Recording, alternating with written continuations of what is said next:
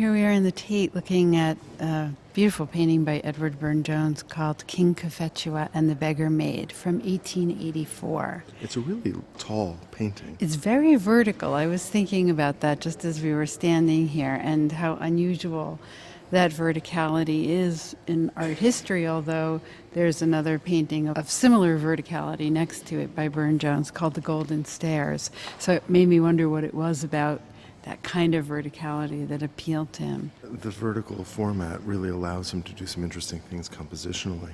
It allows him to stand the lance up on the right side of the canvas, and it allows for this interesting kind of movement, I think, with our eyes upward. You know, I sort of step into those stairs, and then I travel up the length of the male body through his gaze to her, and then up again to the figures at the top. Right, who direct your gaze again back down to the beggar maid. So the story here is that we have King Cophetua, an African king who has not been interested in women until he's met this very, very beautiful woman who is a beggar. And here he's shown seated at her feet. He's removed, I think significantly removed his crown and is holding it in his hands, and his shield and lance are rested on that right side, and he looks up at her and she looks out at us. She doesn't return his gaze. It's a wildly interesting subject because it's really about the power of love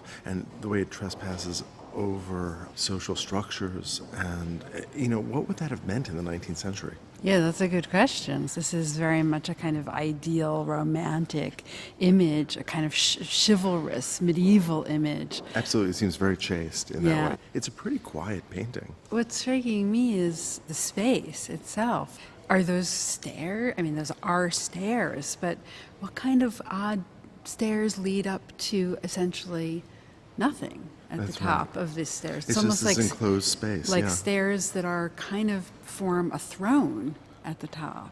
It is like a throne, or almost like a little altar. It made me think that one of the things that appealed to him about the narrowness of the shape of this canvas is the way that he can compress the space and make it not a kind of perspectival space. It is a space that makes sense, but one that's sort of crowded and cramped and rather mysterious, and reminding me a little bit of Northern Renaissance painting. Interesting. It's almost like a little bit of a stage for this enactment.